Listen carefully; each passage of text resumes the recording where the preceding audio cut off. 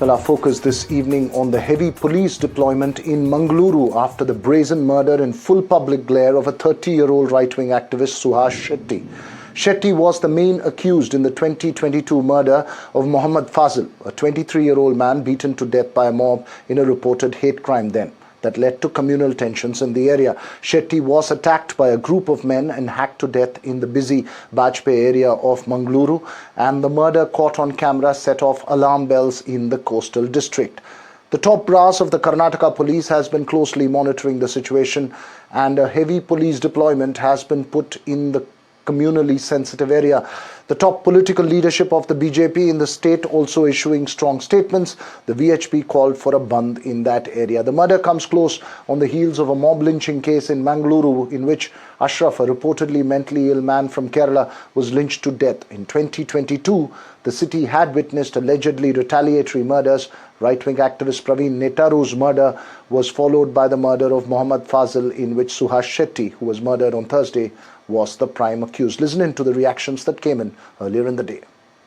A Hindu worker has been brutally murdered in Mangaluru district near Bajpayee. Suhas Shetty has been murdered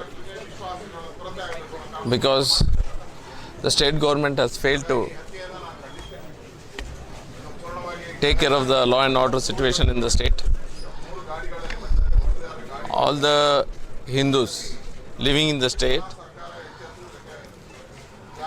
have no support from the government, no support from the administration, no support from the police. And Mr. Siddaramaiah, the Chief Minister, the Home Minister, and all the ministers of the cabinet of Karnataka state are indirectly supporting such activities.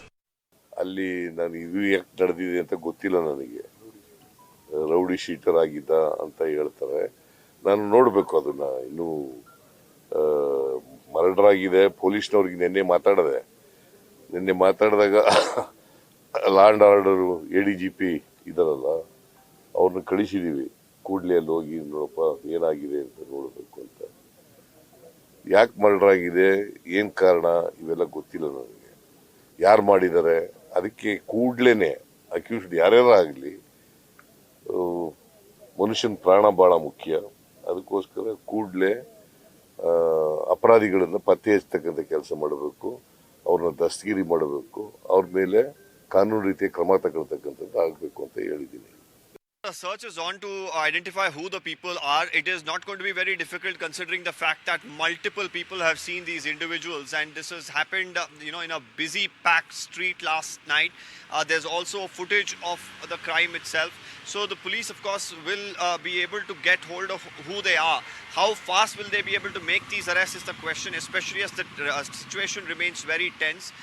The Chief Minister, of course, was briefed a little while ago about the situation at hand there by the District in Charge Minister, Mr. Dinesh Gundurao.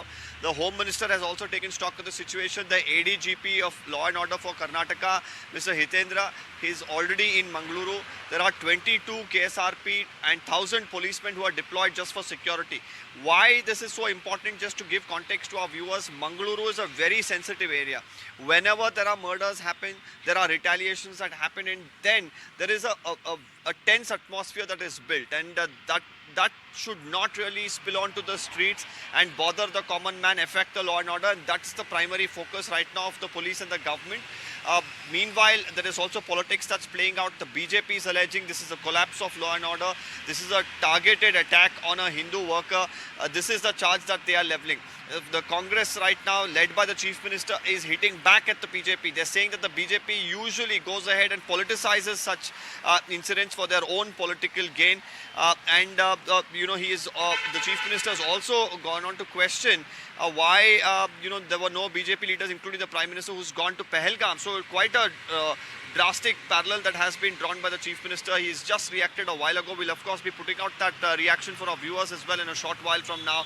But definitely right now the atmosphere in Mangaluru remains quite tense. There are a lot of BJP leaders, including the party president, the leader of the opposition from Bengaluru, who are on their way to meet the family members and pay homage to the pro-Hindu worker Suhas Shetty. As far as the antecedents of Suhas Shetty is concerned, yes, he's been a right-wing activist, but also several cases registered against him. He's been listed as a rowdy sheeter. Also, he's an accused in a murder case of another individual named Faisal. Faisal was murdered just days after another BJP leader, Praveen Nettaru, was murdered back in the year 2022. So there's a lot of course, interesting developments here. And more importantly, like I said, the crimes that happen in Mangaluru have links to one another. There was a murder that happened on Sunday of a man named Ashraf. Whether that crime has led to this, these are all questions that the police will have to answer. Well, a sensitive situation there in Mangaluru. Joining me this evening, Deepak Timmaya of the Congress, Surbhi Hodigare of the BJP, and former Additional Director General of Police Sanjay Sahai. It is a concerning situation, and the worry is a cycle of such incidents, Deepak, as we have seen in the past. The political accusation is that it reflects on the law and order situation in the state. Your opening remarks.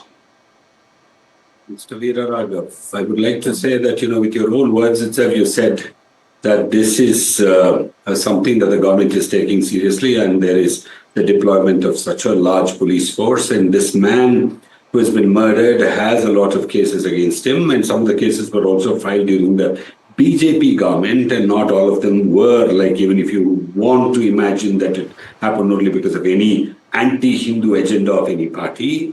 But let me tell you that, it is so unfortunate that, first of all, a youth losing his life, and that is not something that anybody can laugh it out or, take lightly. Of course, whatever could be the reason, but here for the BJP to become so desperate to have people like some of these people who have been implicated in murder or like who have been accused of criminal activities to become their heroes. There are so many good Hindus. There are so many saintly Hindus. There are so many law-abiding Hindus. There are so many people who know the Shastras and the good values of Hinduism. Such people should become the leaders of Hindus and Hindutva, and not people, who are murderers or people who get into vandalism or people who break every line of law and so on. And let me tell you, this is very unfortunate for Mangalore. People sitting elsewhere, people belonging to so many other areas of Karnataka are making a beeline to Mangalore just to foment such a situation there, that already Mangalore is losing in every sense of peace and complacency. And Mangalore was known for so many good things. And today, because of these people, these nefarious elements, that Mangalore shuts down at about 7:30, 8 o'clock. And people are afraid of going on the streets. People don't know what is going to happen the next day because just some people wanting to benefit from these things. Let me tell you, Congress has nothing to do with this. And there are elements like the PFI, SDPI, and also the Hindutvawadis and the RSS and the BJP and so on. This is only an attempt to unnecessarily, put the blame on Congress. And the Congress will do anything and everything to ensure that the Mangalore citizens will be able to live in peace. All right, Surbhi Hodigare, your response. Unnecessarily targeting the Congress and unnecessarily communalizing an issue. It's time for restraint on all sides. Mangaluru as a port city has immense potential. But what we are seeing today is trying to, not look at the problem as it is and say that everything is hunky-dory. It's not, because the Congress government, under its repeated leadership, whether it's Ramnath Rai or whether it's UT Khadar, have not looked at the problem at its face and said, we are going to solve this. And the problem is that there is a growing PFI presence in Mangaluru. There is growing extremism and radicalization coming across the state border. And there is a very, very severe need to put an end to this. Yesterday's unfortunate murder that we are seeing, let's not go into victim shaming in any way. The person has lost his life. We are in a situation where this is becoming all too common. What is required here is political will. Instead, what do we see? We see a government led by CM Siddaramaiah, who says that BJP is politicizing when he himself had very little to say about, right things to say about the Pahalgam attack. We are seeing a chief minister who let go of 175 cases against PFI activists in his previous term. This is a government that has used PFI, that has supported PFI, that has nurtured PFI. And today, the backlash that we're seeing, bloodshed that we are seeing in Karnataka, in Mangaluru, is blood on the hands of the Congress party. Deepak Timaya, quick 1 minute response. Do you what think Surbi Hodigere really said? need to respond to that? If there is some kind of a blatant, baseless, accusation against the Congress. Let me tell you, for instance, I would say that, the BJP has been having people like Mr. Or the deceased Suhas Shetty just to create trouble and things like that because he has been seen with some leaders and so on. Let me tell you, that's extremely irresponsible at this time that we should be talking about the people of Mangalore and what they are going through and what should be done to stop these elements from actually, killing one another so that the whole economic, social, and even the psychological situation in Mangalore will not become worse, but, because of some people anywhere and everywhere, whoever it is, if it's a criminal, or if it's anybody who has been indulged in any kind of, nefarious, antisocial activity, the moment he declares himself to be a, Hindutvavadi or, supporter of Hindu, this thing, there will be a beeline of these Hindu supporters who go. But we are not saying that. Congress is only saying that take action. People like even Ramanath Ray, Harish Punja, Bharat Shetty, everybody should come together to ensure in the interest of the Mangaloreans, the people of the coastal area, that these things have to be stopped with a full stop. Surbi Hodigere, your response. He's saying come together to prevent this and stop this instead of politicizing it. 1 minute for your response before I go to Sanjay Saha. It's all hunky-dory to say that we want peace, we want progress. But if you don't look at the problem as it is, how will you achieve that? The fact of the matter here is that PFI is not just any other social element. It is constructed out of banned semi-organization members. You're not the spokespersons, please. When you're looking, sir, I'm speaking. I did not interrupt you. Please give me that. Please wait. That's happening today. When you're seeing the that's happening today, it is a very obvious PFI module attack. Anybody who has any understanding of how these things work will tell you. There was a spotter. There was somebody who was seen as a spotter that has been reported in the news. It was somebody who you can't directly point fingers at, a civilian. And then there was continuous stabbing happening in particular places. These are PFI modules, training modules that have been come out in the open. This is a government, the Congress government has repeatedly said, and in action also, let go of cases of 175 people. You want to move forward? Let us move forward. Stop being soft on such sort of attacks. Stop being soft on PFI just as much. Congress needs to stop being soft on terror, internal as well as external. Sanjay Sahai, you've heard both of them make their points. The problem of Mangaluru is not something that has come up only today. It is something we've seen simmer for many, many years, or dare I say decades. What is the reality? The reality is that political policing is both our fate and destiny. So that's the reality, and we heard both the spokesperson basically giving their own version of what the reality is. So this whole thing started as far as the recent past is concerned with Praveen Nettaro, and then Mohammad Fazal getting killed, and currently it has come to Suhas. Midway, we also had the lynching issue.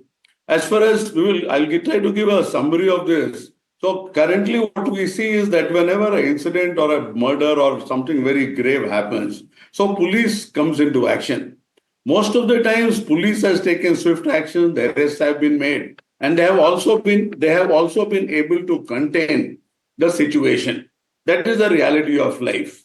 Now, where the issues have come up has been primarily a very consistent and a very confident approach to the communal elements. If you get back slightly earlier, and that also I'm not taking you to 1992, it was in 1992 when I was ASP in Puttur.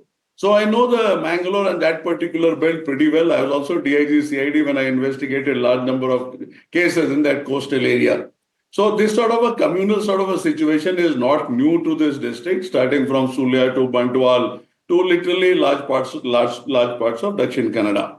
Suffice to say that even if you go in the recent past, I think the whole thing has started somewhere in 2015 among the recent cases. That is your murder of gangster Madhur Yusuf, Then you have killings of Ashraf Kalai. Then you have murders of Deepak Rao, Abdul Bashir, and there are a large number of communal cases between 2019 and 2021. And we realize that very, very clear radical elements are there from both the sides and who would like to keep this thing running. The flames permanently, Burning. flames should be there so that they are able to do whatever they intend to do. The point is, when PFI has been banned, that being the case, why do we see PFI elements? I'm talking from a purely policing point of view. We got into this Netaru NIA investigation where 20 persons have been charge sheeted. So all those things have happened. But what we see on the ground, the nature of very pervasive sort of a policing, inclusive of an intelligence complement. Now you take the case of Suhas Shetty. Suhas Shetty is out on bail. And when he is out on, first he gets a bail. When he is out on bail, we have absolutely no intelligence or very minimal intelligence, or intelligence, not actionable intelligence, not sufficient enough to thwart this particular murder. So we are in a catch-22 situation until unless there is an interagency intelligence sharing. I don't know how much of it is happening. So we are in a catch-22 situation, and it happened in different political dispensations. It's not with this political dispensation or that political dispensation. Absolutely. You're making a very important point, Sanjay Sahai. But you've laid out the realities of Mangaluru. Catch-22 situation often breeds politics. But thanks to all three of you for joining us here this evening. It's a very, very important issue, and we'll keep a close track. Perhaps get you back as we go on to discuss that matter.